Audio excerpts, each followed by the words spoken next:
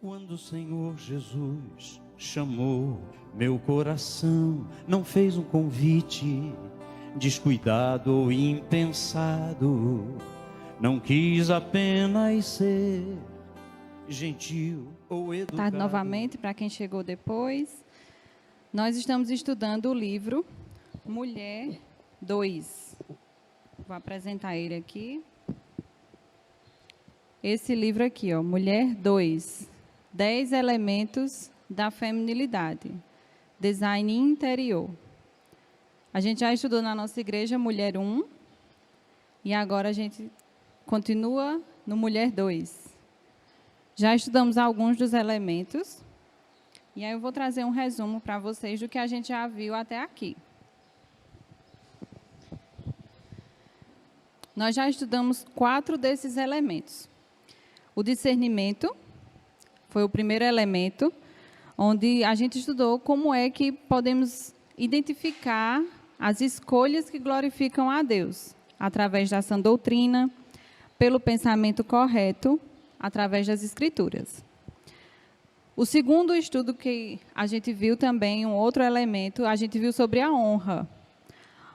Como nós podemos buscar viver de uma forma que seja reverente, tendo atitudes corretas no coração em relação ao Senhor.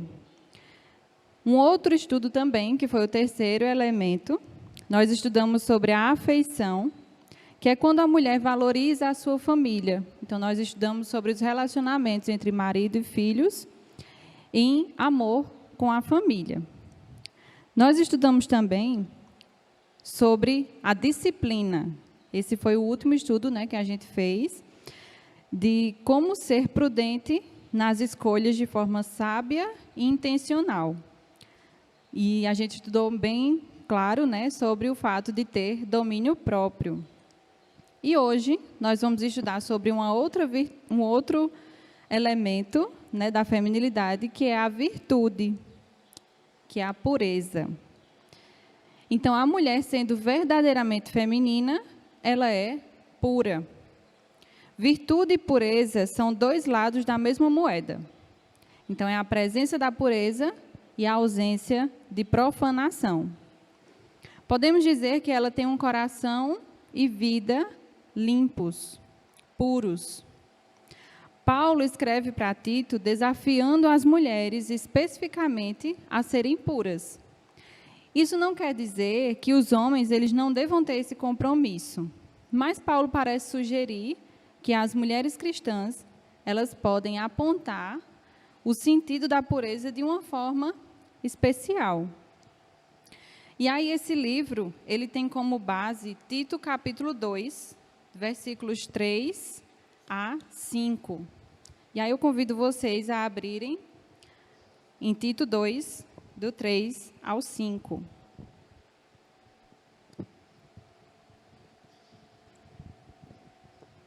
Que fala o seguinte: quanto às mulheres idosas, semelhantemente, que sejam sérias em seu proceder, não caluniadoras, não escravizadas a muito vinho, sejam mestras do bem, a fim de instruírem as jovens recém-casadas a amarem ao marido e a seus filhos, a serem sensatas, honestas, boas donas de casa, bondosas, sujeitas ao marido, para que a palavra de Deus não seja difamada.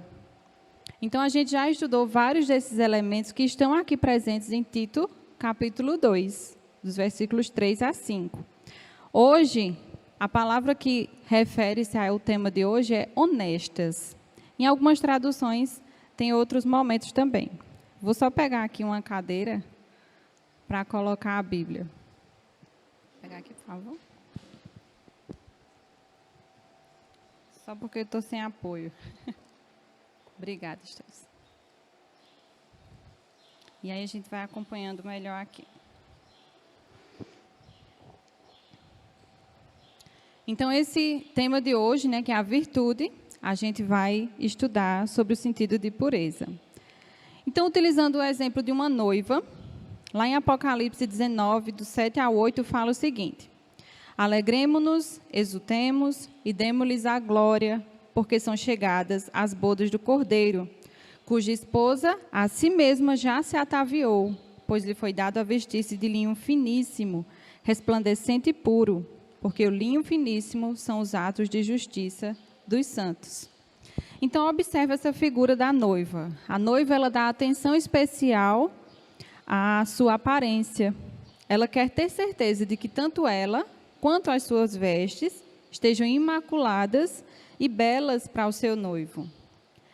Deus quer que as suas filhas façam com que o brilho do Evangelho resplandeça.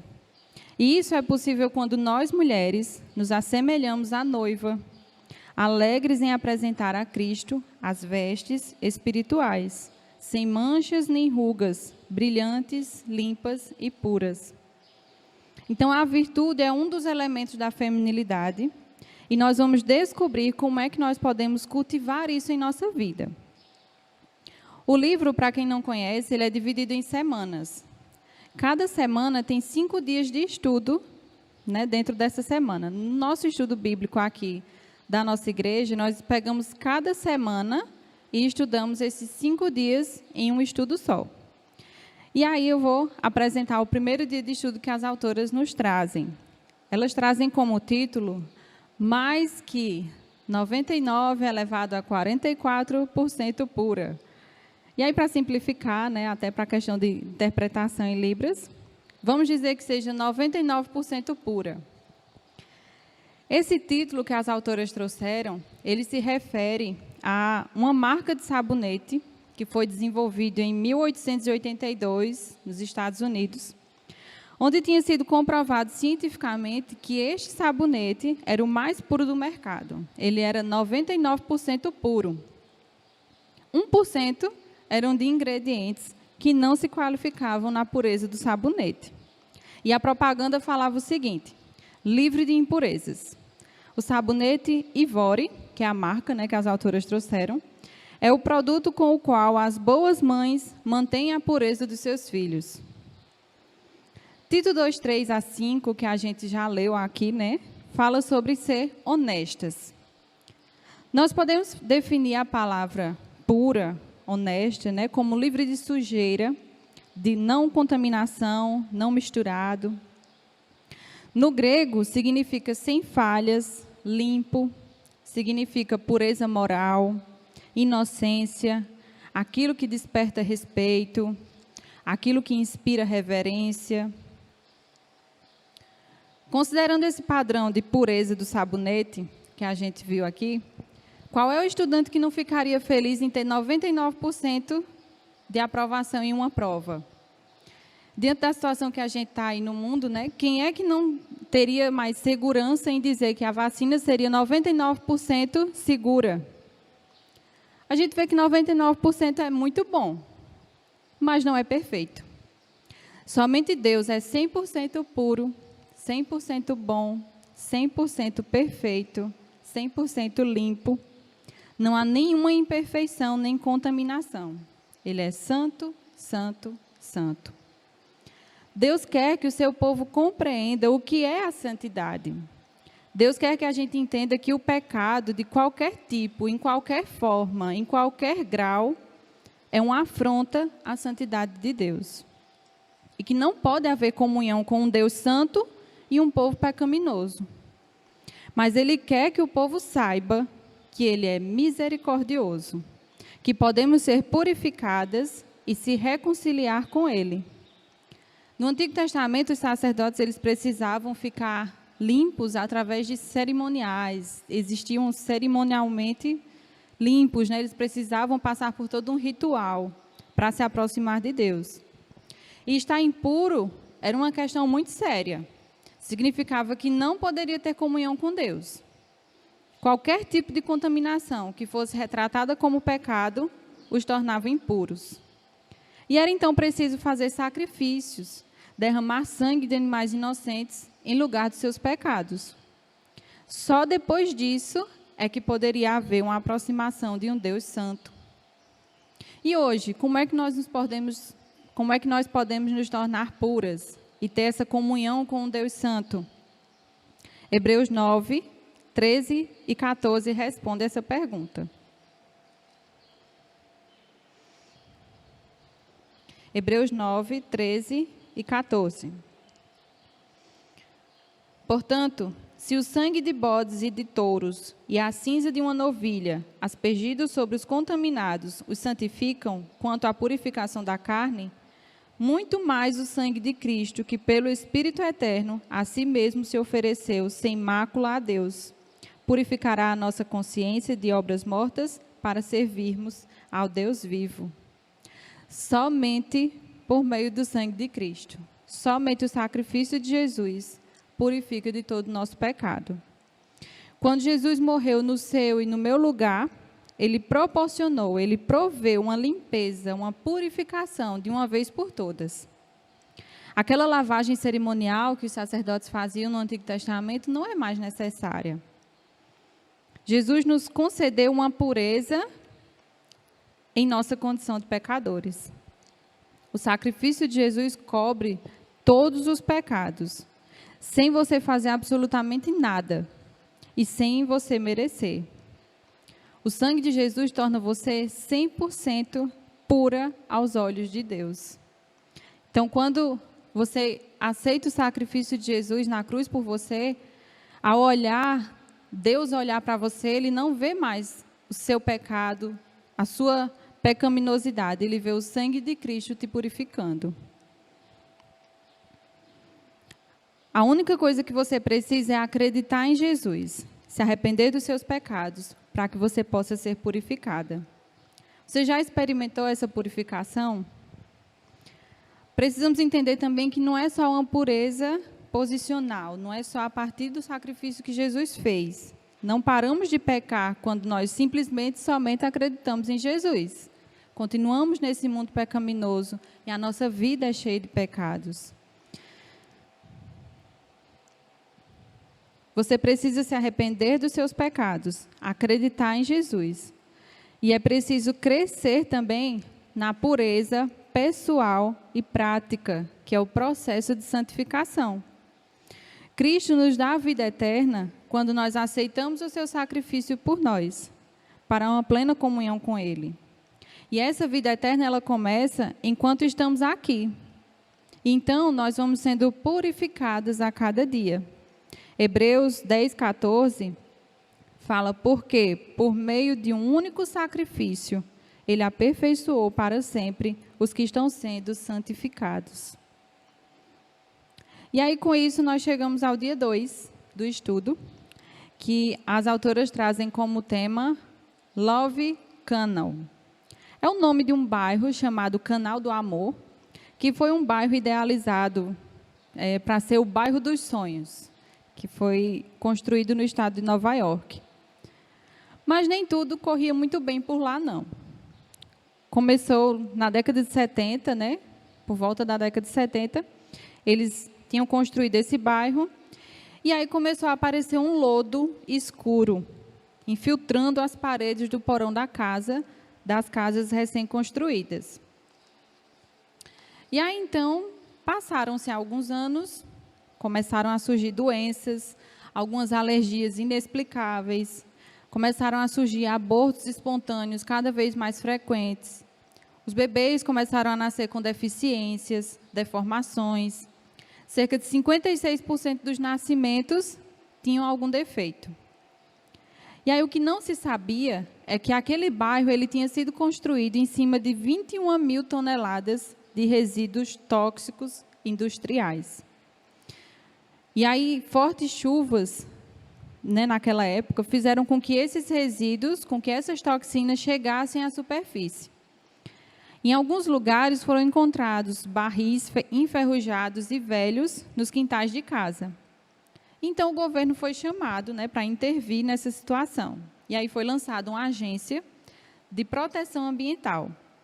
E vários esforços, vários recursos foram destinados para a limpeza desses resíduos.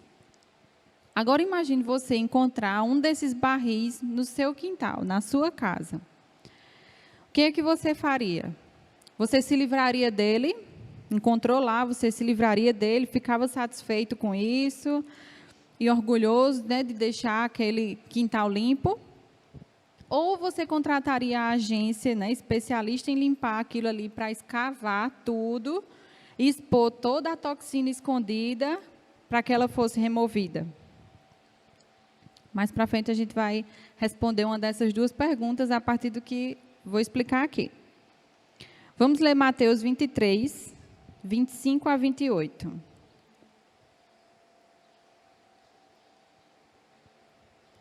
Mateus 23, 25 a 28, diz o seguinte: Ai de vós, escribas e fariseus, hipócritas, porque limpais o exterior do copo e do prato, mas estes, por dentro, estão cheios de rapina e intemperança.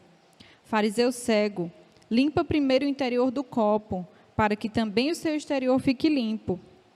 Ai de vós, escribas e fariseus hipócritas, porque sois semelhantes aos sepulcros caiados, que por fora se mostram belos, mas interiormente estão cheios de ossos de mortos e de toda imundícia. Assim também vós exteriormente pareceis justos aos homens, mas por dentro estáis cheios de hipocrisia e de iniquidade. Os líderes religiosos, eles estavam satisfeitos e orgulhosos de seguirem os rituais, né, de purificação, das leis do Antigo Testamento. E aí eles começaram a inventar também algumas regras extras, para que o povo seguisse para essa purificação. Você precisava lavar as mãos com a quantidade correta de água, segurar as mãos da forma correta, em uma posição em que a água fluísse do jeito certo. A sua limpeza e a sua espiritualidade dependiam de como você faria todos esses detalhes de forma perfeccionista. Era como se você pegasse um copo sujo e limpasse somente por fora. Com isso, você mostra limpeza, você mostra santidade, você está ali cumprindo todos os rituais. Mas Jesus conhece o coração, Ele conhece o interior. E é nesse interior que nós precisamos focar, porque daí o exterior se torna consequência. Os líderes religiosos, eles reduziram o relacionamento com Deus a uma lista do que fazer e do que não fazer. Podemos comparar hoje, por exemplo, uma pessoa que sempre está com suas contas em dias, sempre paga os impostos, ela não fura fila, não chega atrasada no trabalho, sempre vai para a igreja, faz suas leituras devocionais, medita na palavra, memoriza a Bíblia, tem uma vida de oração ativa, oferta, dizima, tem louvores maravilhosos no seu celular, posta cada mensagem no Instagram. Mas, embora o comportamento possa parecer bom, possa parecer uma boa pessoa, mas é preciso abrir as profundezas do coração e partir para um projeto de limpeza a longo prazo, para a vida toda. É preciso pedir para que Deus continuamente teste a minha motivação e os meus pensamentos para qualquer tipo de impurezas. O nosso coração é enganoso. Existe uma velha frase que fala, né? Siga o seu coração. O nosso coração é enganoso, não siga o seu coração. Eu posso pecar e estar errada, mesmo quando parecer que eu estou certa e sem culpa. Peça para que o especialista escave o seu jardim. E a cada momento que as toxinas forem surgindo, o Senhor estará lá pronto para lhe ajudar a executar a limpeza. Lembre-se que todo tipo de pecado começa no coração. A pureza não é só com o que você faz exteriormente, mas principalmente com quem você é, no seu interior. Peça para Jesus mostrar no seu interior e escavar até o mais profundo, para que as impurezas sejam trazidas à superfície, para que os pecados sejam expostos e se arrependa para uma plena comunhão com Deus, para que aconteça o perdão dos pecados e para você ser guiada pelo caminho correto. Faça como o salmista diz, sonda-me, Senhor, conhece o meu coração, prova-me e conhece os meus pensamentos. Vê se há em mim algum caminho mau e guia-me pelo caminho eterno. Com isso, a gente chega no dia 3. E aí as autoras trazem como título, aqui é seu vício falando. E aí o que é vício? Né? Vício é um hábito ou uma prática imoral ou maligna, é uma atitude pecaminosa, e algumas pessoas até usam a palavra vício para se referir a um hábito não desejável. Por exemplo, como beber muito refrigerante, roer as unhas. Mas vício é muito mais sério do que isso. Vício é o oposto de virtude. É uma prática que não é santa, que faz mal ao bem-estar espiritual da pessoa. O rei Salomão ele identifica 7 vícios em Provérbios 6, 16 a 19. E a gente vai ler eles aqui. Provérbios 6, 16 a 19, diz o seguinte: 6 coisas o Senhor aborrece, e a 7ª a sua alma abomina: olhos altivos, língua mentirosa, mãos que derramam sangue inocente, coração que trama projetos iníquos, pés que se apressam a correr para o mal, testemunha falsa que profere mentiras e o que semeia contendas entre irmãos. Esses são alguns dos vícios que Deus odeia. Existem vários vícios. As listas são imensas. Ao decorrer da palavra de Deus, a gente vê vários. Mas em Tito 2:3, fala de um vício que parece ser particular a nós mulheres. Caluniadoras. Provérbios 10, 19 diz que quando se fala demais, é certo que o pecado estará presente. Mas quem sabe controlar a língua é prudente. A contaminação do coração, ela se manifesta com frequência por meio das palavras. Os nossos vícios, em geral, falam. Tito afirma que as mulheres elas devem ser reverentes na sua maneira de viver, a não serem caluniadoras.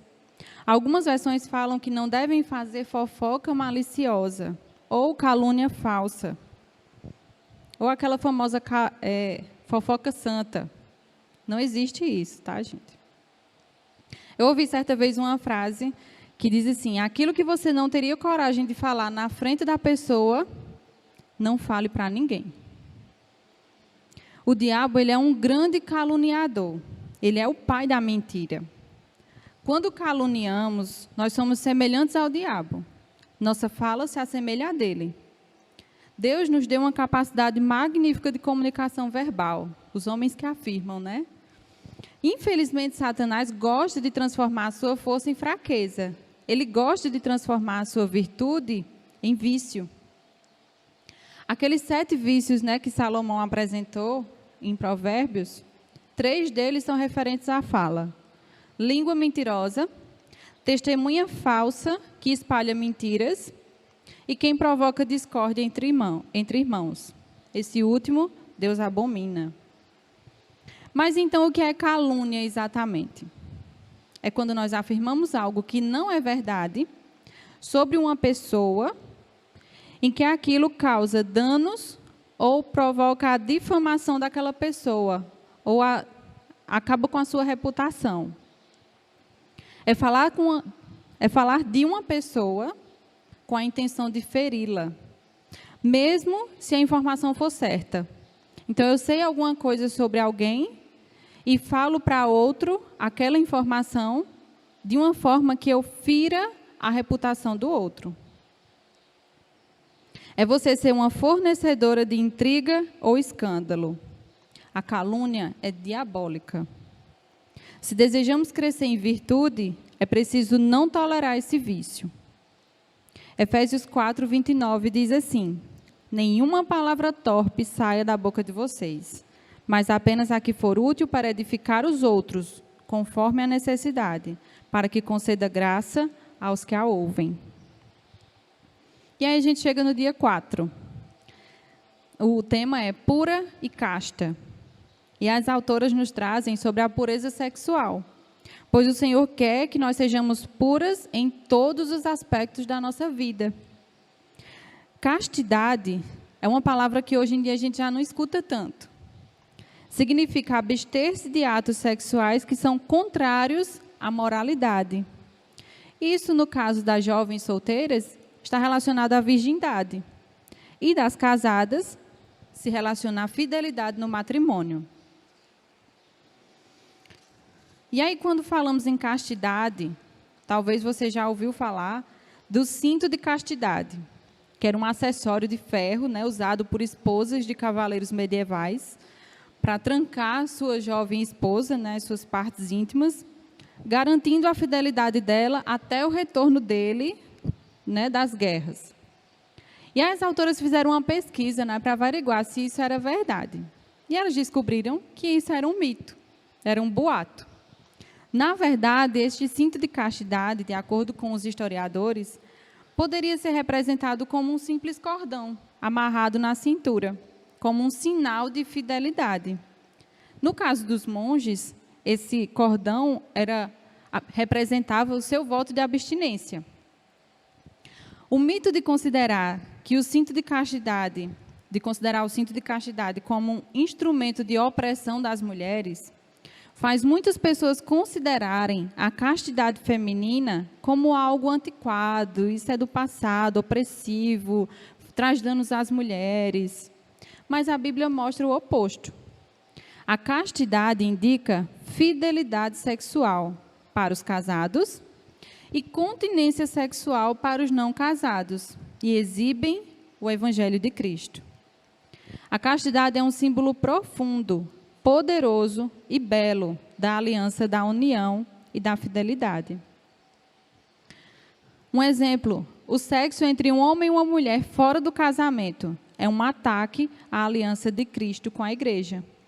Porque eles contam que aconteceu uma união quando na realidade não aconteceu. As autoras, elas falaram o seguinte: o pecado sexual é uma ofensa tão grave contra o Senhor que devemos abominar até mesmo um pequeno indício de pecados desse tipo. Até os mínimos pensamentos a gente deve abominar. Podemos considerar algo como apropriado para o povo de Deus quando aquele tipo de comportamento glorifica a Deus e produz glória e honra a Deus. Aquilo que é inapropriado é algo que não testemunha a Deus, é algo que difama o nome do Senhor. E aí, com isso, eu quero trazer Efésios 5, 3-5, que diz o seguinte: entre vocês não deve haver nem sequer menção de imoralidade sexual, como também de nenhuma espécie de impureza e cobiça, pois essas coisas não são próprias para os santos. Não haja obscenidade, nem conversas tolas, nem gracejos imorais, que são inconvenientes, ou seja, inapropriados, mas, ao invés disso, ações de graças. Porque vocês podem estar certos disso. Nenhum imoral, ou impuro, ou ganancioso, que é idólatra, tem herança no reino de Cristo e de Deus. Então, peça ao Senhor para fugir de qualquer tipo de imoralidade sexual, por menor que seja, para que o seu corpo glorifique a Deus, fazendo e agindo de forma apropriada perante Deus. E encerrando o estudo, nós chegamos ao dia 5, onde elas trazem como tema, como prata pura. E aí eu quero que a gente leia Malaquias 3:3.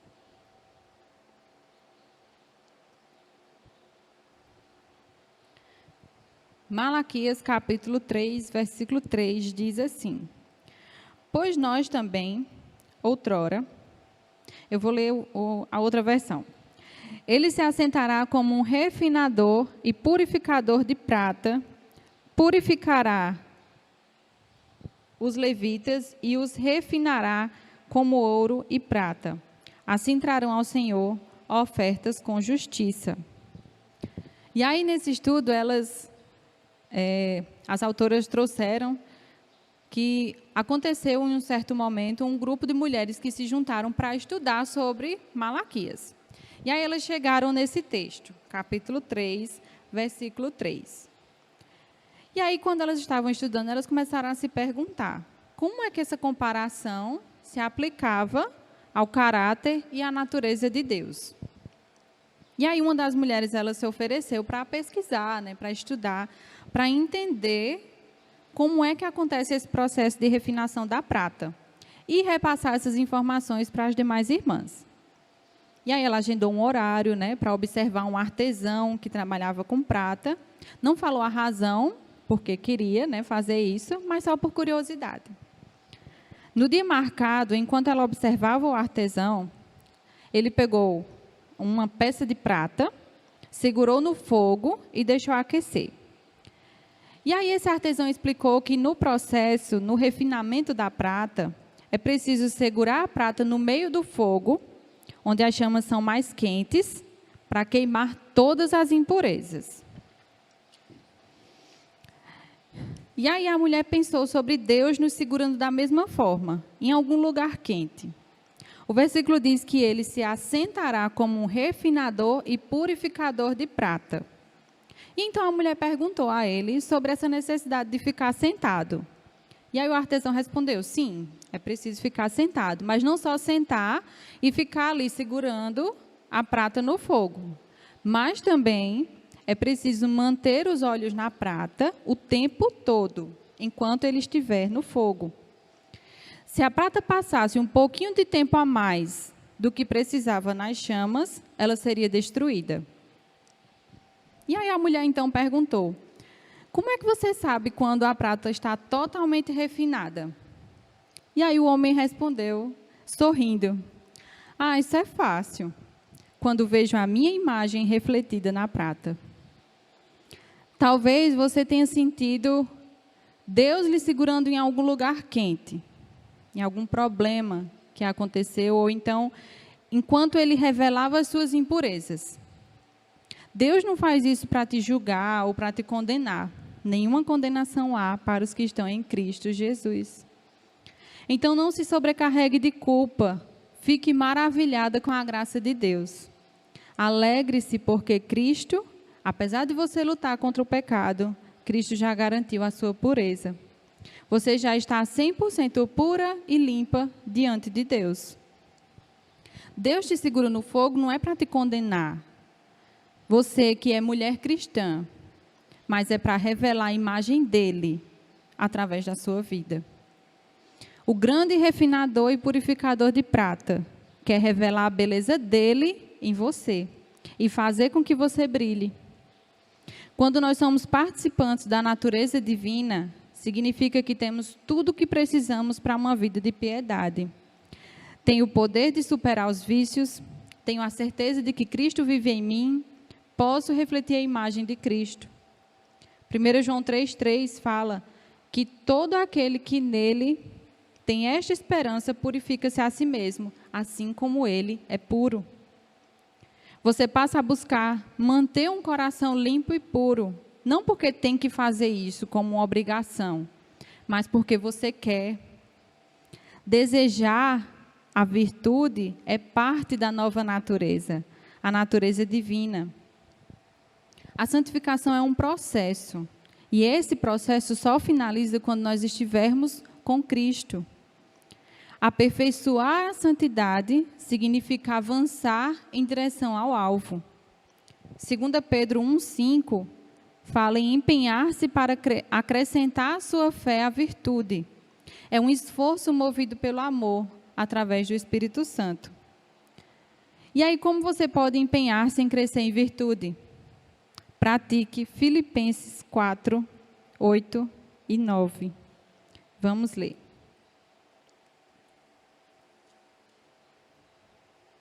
Filipenses 4, 8 e 9. Finalmente, irmãos, tudo que é verdadeiro, tudo que é respeitável, tudo que é justo, tudo que é puro, tudo que é amável, tudo que é de boa fama, se alguma virtude há e se algum louvor existe, seja isso que ocupe o vosso pensamento. O que também aprendestes e recebestes e ouvistes e vistes em mim, isso praticai, e o Deus da paz será convosco. A pureza torna o evangelho atraente e acreditável quando nos esforçamos para cultivar a virtude em nossa vida.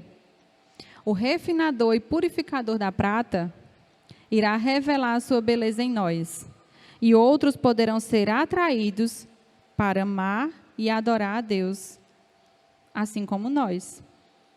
Então, que Deus nos abençoe e nos use para a sua glória. Vamos orar. Senhor Deus e Pai, obrigada, Senhor, por ser esse refinador das nossas vidas, aquele que nos transforma, aquele que nos molda, para que nós possamos nos tornar cada dia a imagem do Senhor. Nos ajuda, Senhor, nos fortalece, nos dá forças para que quando a gente for passar pelo fogo, pelas provações, para que o Senhor possa se fazer presente em cada uma delas e nos revele as impurezas que nós precisamos retirar das nossas vidas, aqueles pecados que precisamos nos arrepender. Nos ajuda, Pai. Sozinhas nós não vamos conseguir. Que o Senhor nos capacite a cada dia a sermos servos fiéis a Ti e sermos puras diante do Senhor. Obrigada, Senhor, pela Tua misericórdia conosco. Em nome de Jesus. Amém. Quando o Senhor Jesus chamou meu coração, não fez um convite descuidado ou impensado, não quis apenas ser gentil ou educado.